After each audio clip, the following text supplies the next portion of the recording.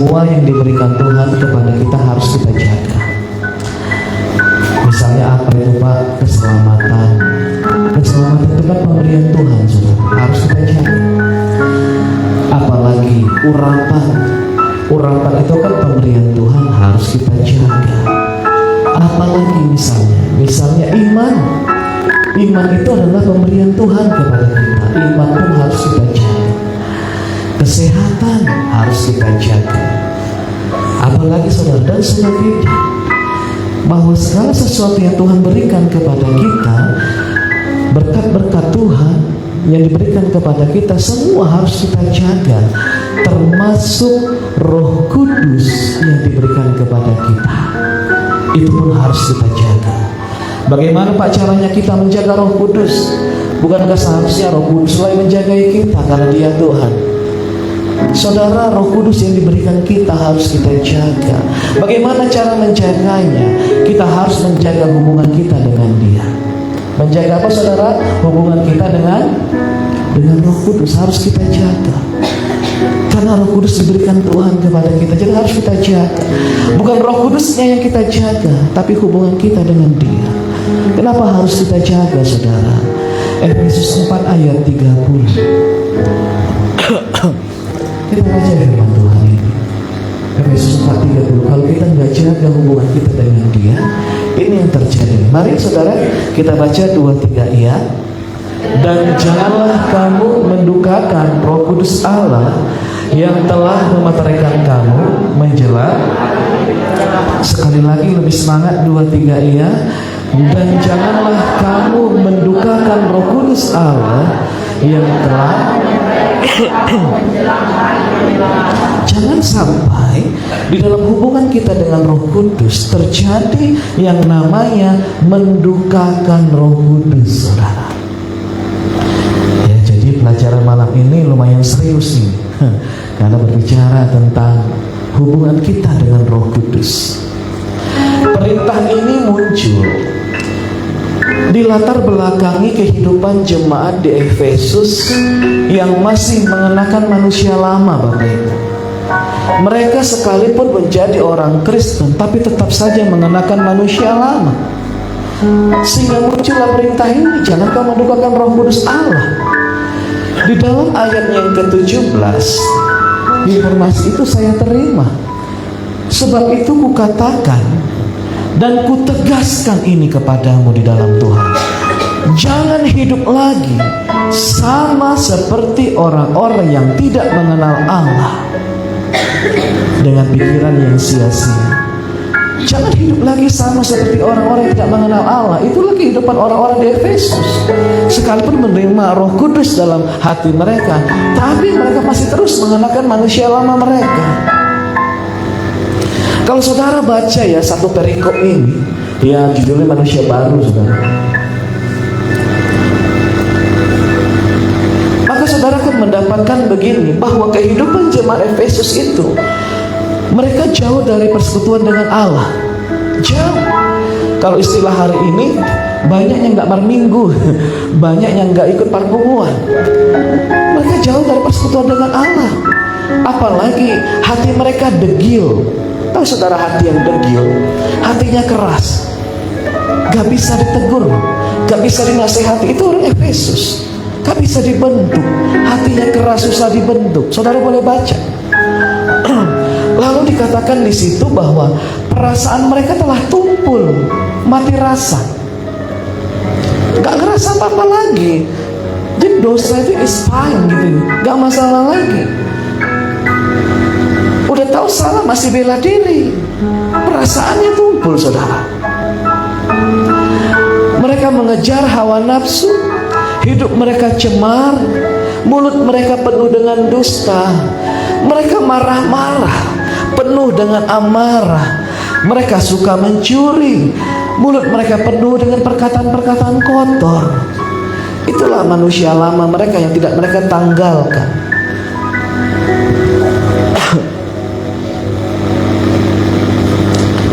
Bagaimana pertanyaannya?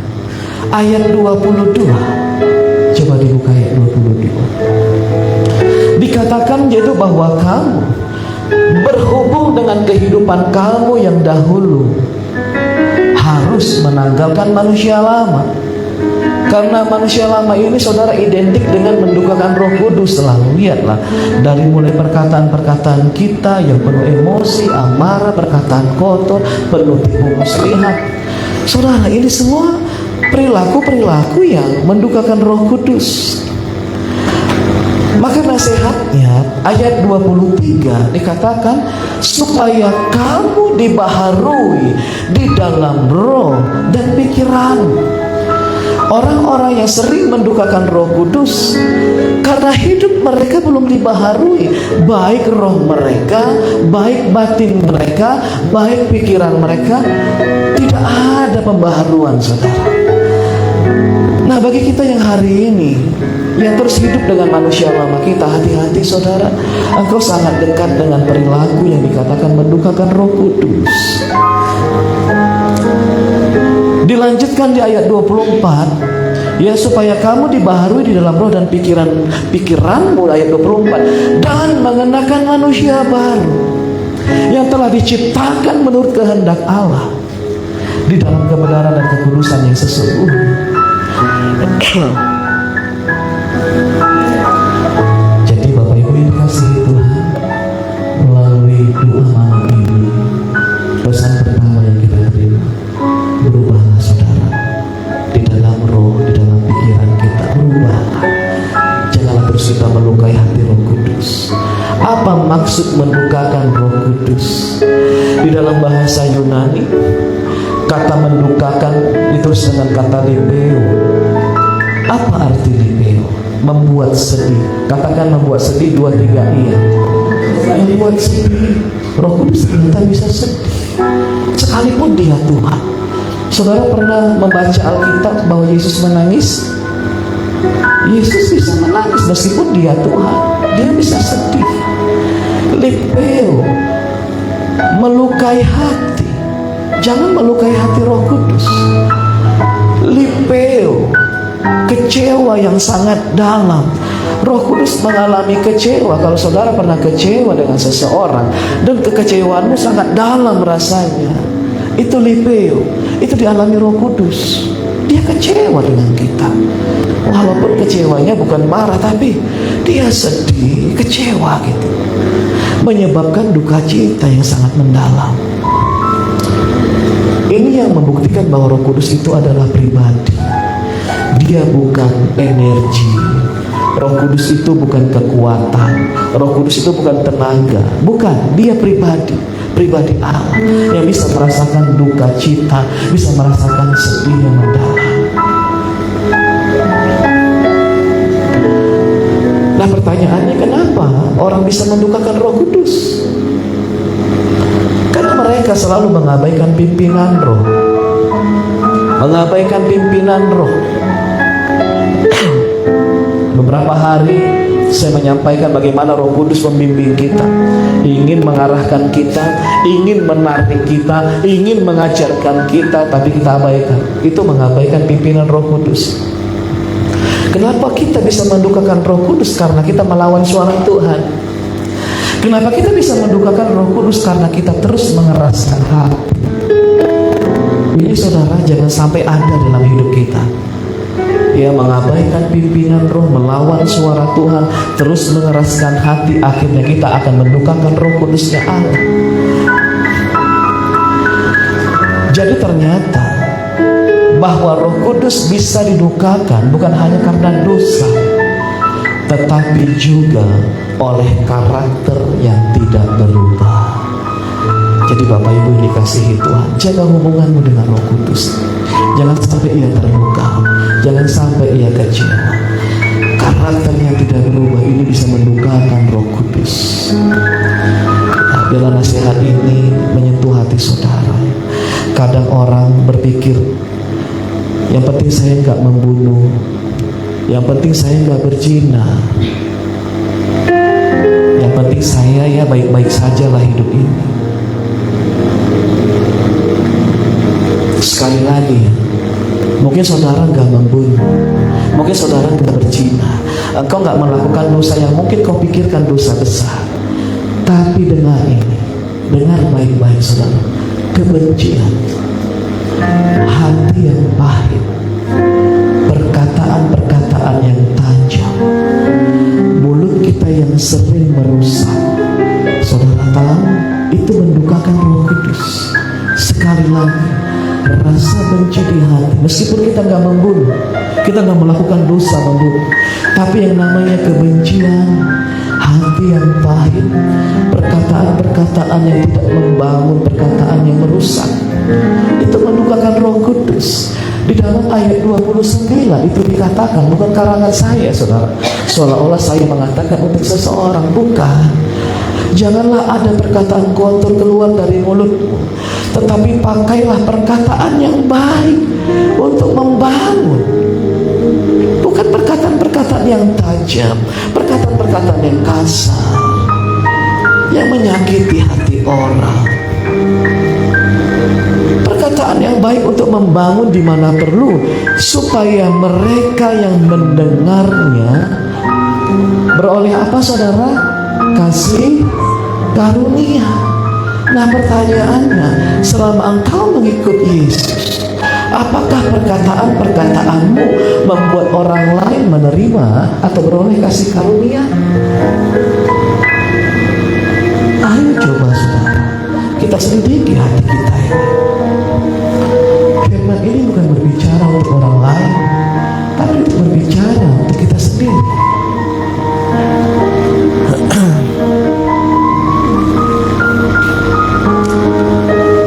Itu perlu kita jaga. Karakter saudara, karakter ini sangat penting. Bahwa Roh Kudus bisa dibukakan bukan hanya oleh karena dosa, tapi oleh karena karakter yang tidak berubah. Dan apalagi ketika kita memilih dosa daripada kekudusan, kita lebih memilih membenci daripada mengasihi. Kita lebih memilih kedagingan daripada ketaatan. Maka kita sedang melawan pekerjaan Roh Kudus di dalam diri kita. Karena pekerjaan Roh Kudus selalu ingin membawa kita memilih kasih, memilih persahabatan, memilih pertemanan, memilih kekudusan, memilih ketaatan. Itu pekerjaan Roh Kudus. Saat kita tidak memilih itu, kita sedang melawan pekerjaan Roh Kudus. Akibatnya apa? Apabila kita selalu mengeraskan hati, mengabaikan tuntunan Roh Kudus, kita selalu melawan suara Allah. Apa akibatnya saudara?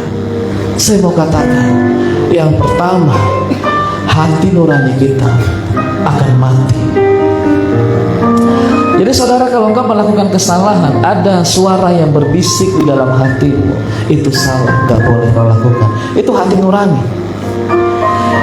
Tapi ketika kau terus mengabaikan tuntunan Roh Kudus, hati nuranimu bisa mati. Akhirnya dia bisa berhenti berbicara. Dia gak berbicara apa lagi. Apapun yang saudara lakukan, dia diam saja. Kenapa? Ngomong juga gak didengar, ngomong juga gak ada gunanya, karena kita mengeraskan hati.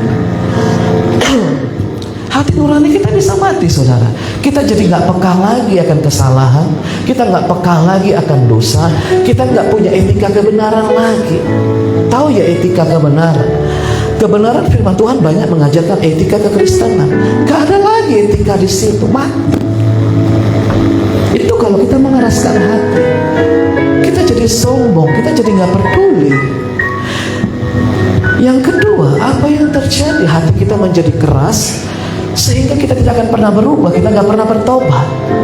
Orang yang gak mau bertobat itu karena hatinya sudah keras. Nah saudara, saya mohon kepada saudara hari ini, kalau Roh Kudus menegurmu, Roh Kudus menasihatimu, jangan terus abaikan, jangan terus mengeraskan hati. Nanti kita gak bisa bertobat. Padahal orang gak bisa masuk dalam kerajaan Allah tanpa pertobatan. Ini gunanya kita mendengarkan firman Tuhan. Selalu ada nasihat dalam setiap pendengaran firman Tuhan. Lalu apa akibatnya berikutnya? Damai sejahtera hilang, sukacita memudar, doa terasa kering, api rohani meredup. Itu kita bisa lihat dari orang tersebut. bahwa gak ada damai sejahtera di hidupnya. Kita bisa lihat gak ada sukacita lagi di wajahnya. Kita bisa lihat itu semua memudar semua. Dan dia pun merasa kadang doanya tuh hambar, kering. Bahkan kita mendengar ketika dia berdoa, aduh kok begini ya, kok sepertinya doanya itu gak naik ya, kering doanya, api rohaninya meredup. Itu yang firman Tuhan katakan. Hati-hati, jangan mengeraskan hati kita saudara. Jangan mengeraskan hati. Nanti sulit bagi kita untuk bertobat. Saudaraku yang dikasihi Tuhan, kenapa Roh Kudus berduka? Kayaknya lemah kali Roh Kudus. Kenapa kita nggak dihajarnya saja? Kenapa harus sedih? Wah, kalau kita, maaf ya, kalau kita kurang ajar sama dia, kenapa nggak Roh Kudus hantam kita saja? Sepertinya Roh Kudus terlihat lemah. Kenapa dia sedih? Kan dia Tuhan, dia bisa buat kita menderita gitu. Nah saudara, Roh Kudus berduka cita bukan karena dia lemah, bukan, tapi karena dia sabar, karena dia sangat mengasihi kita. Amin. Dia sangat mengasihi kita, tapi kitalah yang rugi. Sekalipun saudara, Roh Kudus ada dalam diri, engkau gak bisa merasa apa-apa dengan kehadiran Roh Kudus. Makanya saya katakan tadi, gak ada damai, gak ada sukacita. Ini kan buah dari kehadiran Roh Kudus. Kenapa bisa gak ada damai? Kenapa bisa gak ada sukacita? Saya mau beri ilustrasi sederhana, pasti saudara mengerti. Di siang hari, awan terlihat gelap karena mendung. Kalau saya bertanya, kira-kira awan terlihat gelap, apakah karena matahari gak ada? Apakah karena matahari tidak bersinar, saudara? Apakah kita tidak bisa merasakan sinar matahari karena memang mataharinya sudah pergi? Ada. Karena memang awan gelap itu menghalangi kita merasakan sinar matahari itu. Nah saudara, bukan Roh Kudus gak ada dalam hidupmu sehingga engkau tidak bersuka cita. Bukan Roh Kudus gak ada dalam hatimu sehingga engkau gak bisa merasakan damai sejahtera. Bukan. Pancaran sinar damai sejahtera Roh Kudus itu terhalangi awan mendung yang bernama tadi. Karakter yang tidak berubah, dihalangi saudara, dihalangi. Kau gak bisa menikmati persekutuan dengan Roh Kudus. Kalau kita mengingat dalam perjanjian lama dikatakan, bukan telingaku kurang tajam, bukan tanganku kurang panjang untuk menolongmu, tapi ada pemisah antara aku dan engkau, ya adalah segala kejahatan dan segala dosa-dosamu. Gak bisa menikmati Tuhan. Jadi melalui firman Tuhan malam hari ini, mari kita betul-betul jaga hubungan kita dengan Roh Kudus, supaya kehadirannya bukan hanya kita rasakan, tapi betul-betul berdampak bagi diri kita ini. Amin. Amin saudara. Ya, semoga saudara mengikuti. Karena kita tadi mulainya lewat, waktu saya tinggal sedikit, jadi saya harus fokus ke catatan saya. Besok jangan terlambat lagi ya teman-teman ya, karena mau doakan anak-anak kita. Ya mulai aja 7:30, biar yang lain menyusul saja.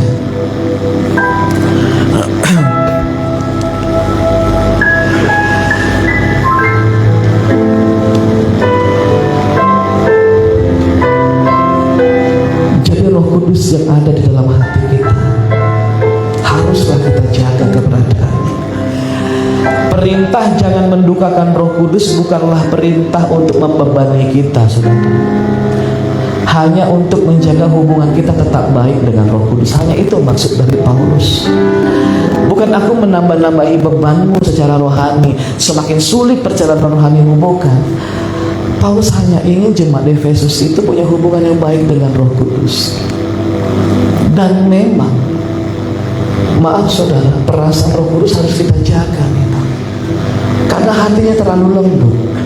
Hati Roh Kudus terlalu kudus, terlalu suci, terlalu lembut. Bayangkan, inilah yang kita lakukan supaya saudara dapat gambarannya begini. Bayangkan kalau saudara punya sahabat dekat yang selama ini saudara akrab sekali dengan, mana selalu bersama.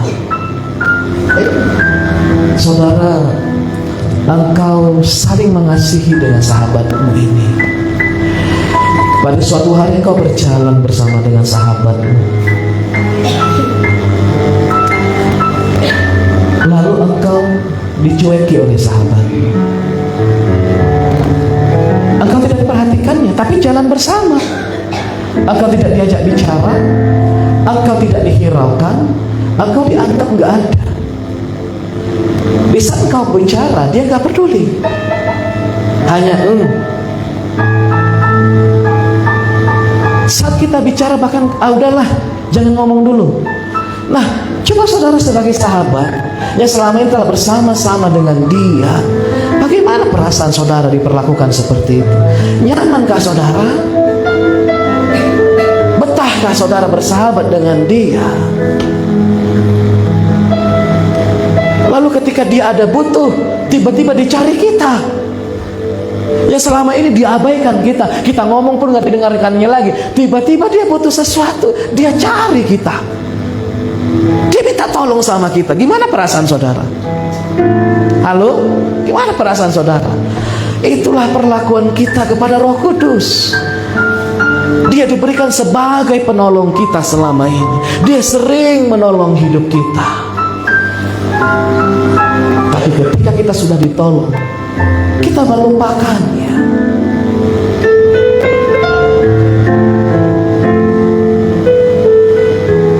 Itu yang terjadi.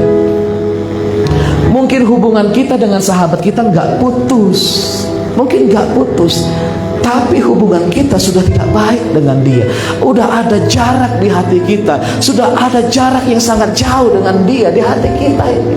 Mungkin Roh Kudus tidak putuskan hubungan denganmu saat engkau tidak peduli dengannya, tapi dengar, ada jarak yang sangat jauh antara engkau dengan dia di dalam hatimu masing-masing.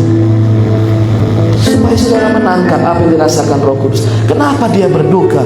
Begitulah perlakuan kita kepadanya. Hanya sapu itu kita cari dia.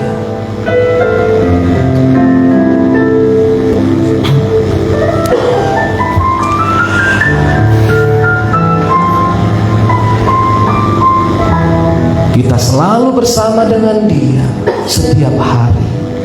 Dia selalu menyertai kita karena dia Allah Immanuel.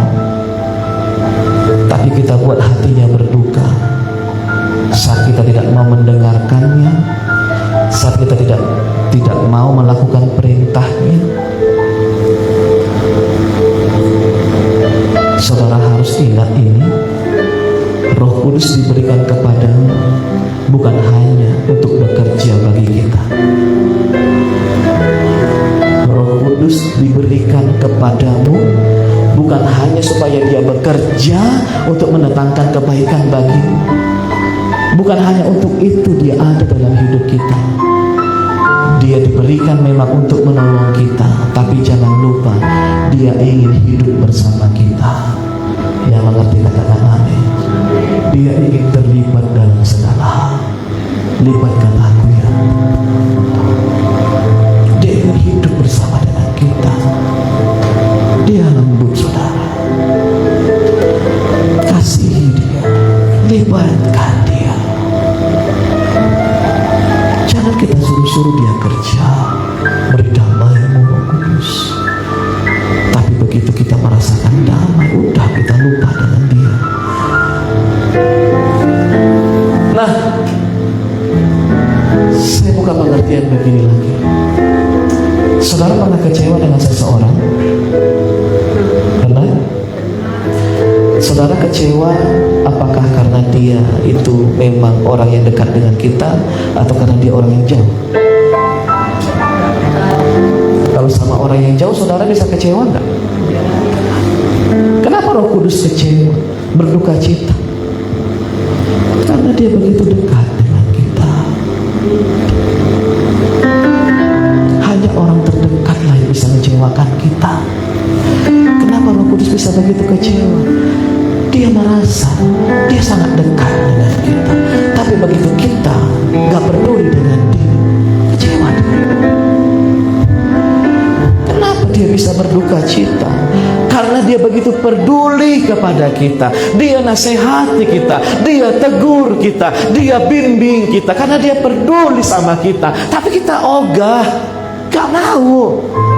Kecewa, bukan kecewa marah, sedih dia, karena dia care. Kalau dia gak peduli, mau katanya. Tapi karena dia sayang kali sama kita, makanya begitu kita gak peduli dengan dia, kita abaikan perkataan. Dia terluka, tanda kutip ya, bukan seperti luka hati kita. Dia sedih, saudara, dia berduka. Semoga ini bisa menjamah perasaan saudara. Saya berdoa, apa yang saya sampaikan barusan, semoga itu bisa menjamah perasaan saudara. Perlakukanlah Roh Kudus dengan baik.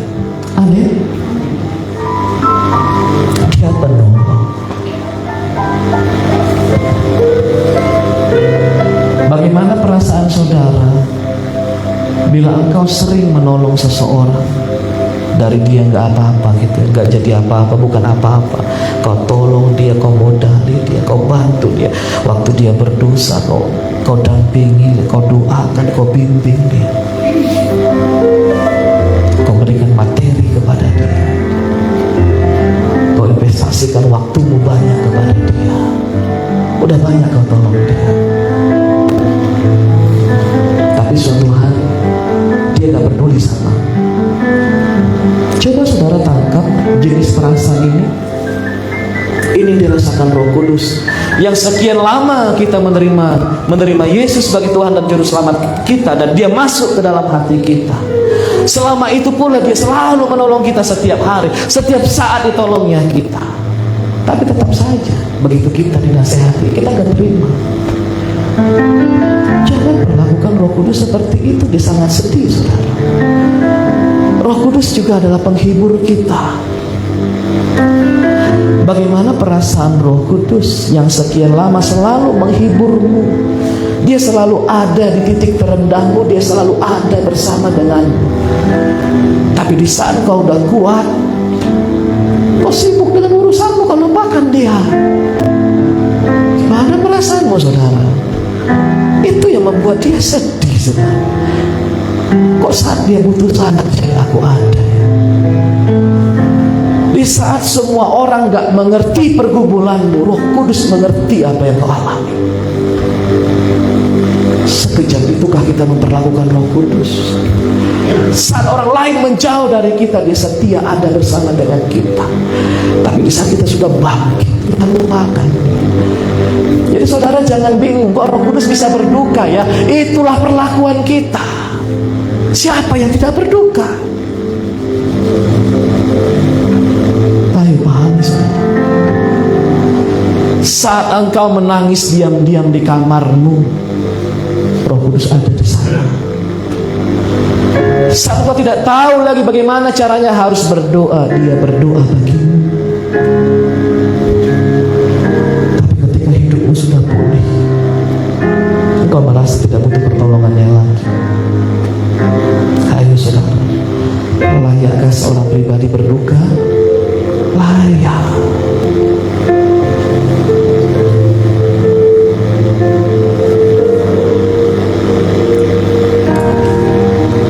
Saat engkau hampir menyerah, Ia yang diam-diam menguatkanmu. Pernahkah saudara pikirkan itu? Di saat kau udah hampir putus asa, tahukah siapa yang selalu menguatkanmu? Dia, Roh Kudus. Masihkah kita memperlakukan dia sesuka hati kita? Dia selalu menguatkan kita agar kita tetap semangat. Hanya dia yang setia, yang lainnya enggak. Tapi itu ironisnya, saat kita sudah kuat, kita lemparkan dia dari hati kita. Itu yang saya katakan, dosa yang tersembunyi. Dosa itu bukan hanya curi, zina, dusta. Di saat kau mendukakan Roh Kudus, itu pun dosa.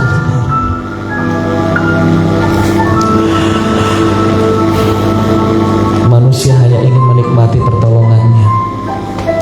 Manusia hanya ingin menikmati berkat-berkatnya. tapi tidak benar-benar menginginkan pribadinya, tidak benar-benar mencari hatinya. Manusia hanya perlu meminta kekuatan daripadanya, tapi tidak benar-benar membutuhkan kehadirannya. Manusia mau tangan Roh Kudus bekerja, tapi mereka nggak mau Roh Kudus memberi perintah. Disitulah saat dimana Roh Kudus sangat berduka cita. Padahal di saat engkau gelisah, di saat kau merasa takut, di saat kau merasa khawatir, Dia yang selalu menenangkan hatimu. Dia yang selalu memberi damai di tengah persoalan hidupmu. Dia yang selalu menopang jiwamu yang mulai terkulai itu. Dia yang menjaga api imanmu agar tidak padam. Dia semuanya. Tapi saat persoalan hidupmu sudah beres, engkau mengabaikannya. Wajar hatinya berduka, saudara. Selain penolong dan penghibur, Roh Kudus adalah pengajar bagi kita. Di dalam Yohanes 14:26 saudara bisa baca nanti. Waktu saya gak cukup. Sekian lama Roh Kudus sabar mengajar kita. Dia selalu mendidik kita dalam kebenaran. Ketika kita keraskan kepala di hadapannya, Ia tetap sabar. Ketika kita lambat untuk mengerti, Dia pun tetap sabar. Dia tetap menuntun. Saat kita berulang kali jatuh, Dia tetap sabar mengangkat kita. Ia terus menasihati kita. Tapi setelah kita tahu banyak hal,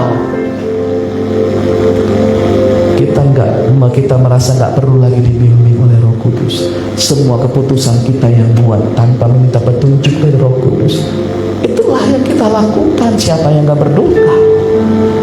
Seolah-olah kita sudah merasa bijaksana, lebih pintar. Kita nggak pernah bertanya lagi kepada Dia, karena kita mulai merasa lebih berhikmat. Ya, saudara, itulah kenyataan bagaimana perasaan Roh Kudus menghadapi kita. Telah terjadi di mana guru yang paling setia telah diabaikan oleh muridnya. Itulah yang terjadi. Roh Kudus adalah roh kebenaran. Tapi ketika kita ditegur, kita merasa paling benar. Ayo saudara, jujur di hati kita.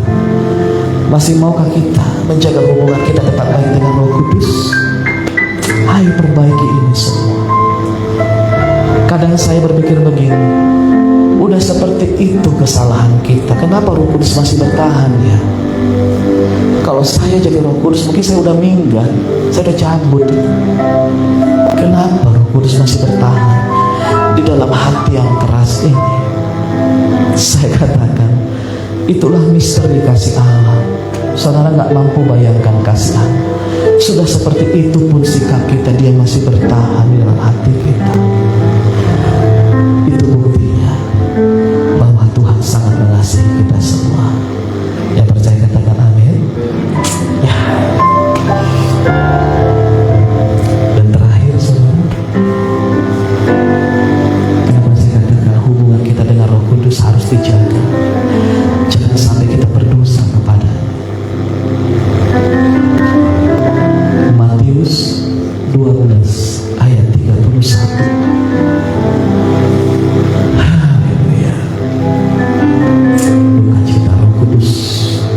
Mari kita baca 2-3 ini.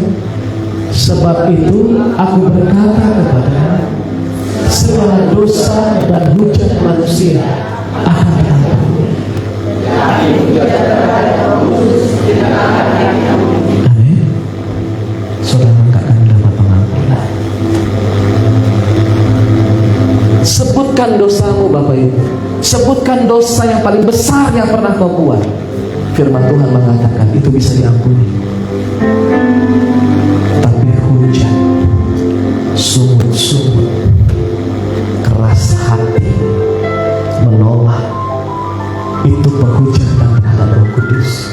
Hati-hati. 32. 23. Iya. Apabila seorang mengucapkan sesuatu menentang anak manusia Yesus, ia akan diampuni. Tetapi jika ia menentang Roh Kudus, ia tidak akan diampuni. Di dunia ini tidak, dan di dunia akan datang pun tidak.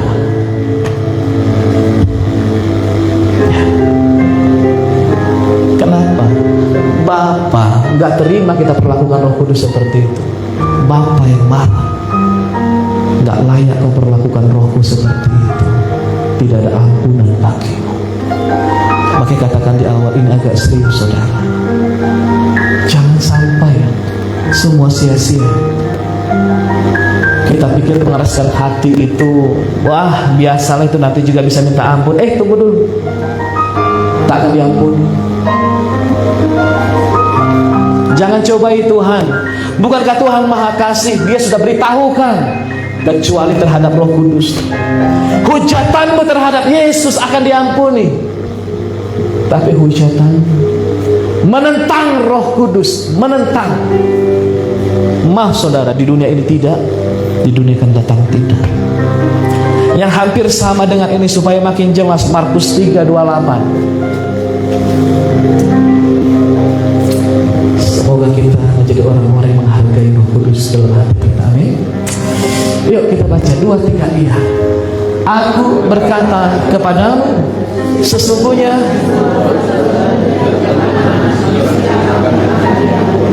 ya, semua hujat yang mereka ucapkan. 29.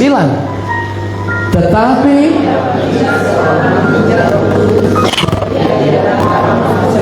selama-lamanya dosa yang kekal. Saya peringatkan bagi saudara hari ini, hati-hati. Engkau mungkin betah mengenakan manusia lama. Engkau mungkin bisa menerima karaktermu apa adanya. Gak mau diubah. Hati-hati. Saya bukan menakut-nakuti, hanya supaya jemaat Tuhan jangan menyesal. Ibadah-ibadahmu itu akan percuma.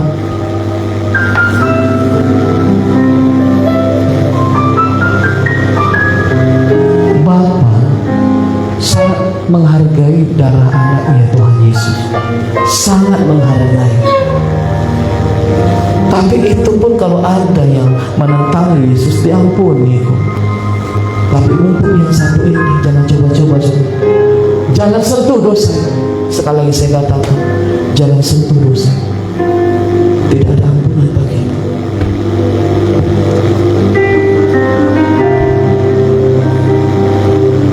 Jadi mulai hari ini, mari kita hormati Roh Kudus. Amin. Bukan dia gila hormat, memang dia layak dihormati. Dia begitu sabar setia sama kita. Hormati dia, kasih dia. Setiap pagi sebelum kau bangun, katakan kepadanya, selamat pagi Roh Kudus. Kalau itu hubungannya sangat manis. Kiranya firman Tuhan ini saudara menjadi pengingat bagi saudara sampai selama-lamanya. Karena kita jarang dalam ibadah raya itu membahas Roh Kudus. Bila ini menjadi pedoman bagi kita. Semua yang diberikan Tuhan kepada kita harus dijaga, termasuk Roh Kudus. Bagaimana caranya menjaga Roh Kudus? Jaga hubungan kita dengan Dia. Bagaimana menjaga hubungan kita dengan Dia? Jangan sampai mendukakan. Tuhan Yesus memberkati kita. Kita bangkit.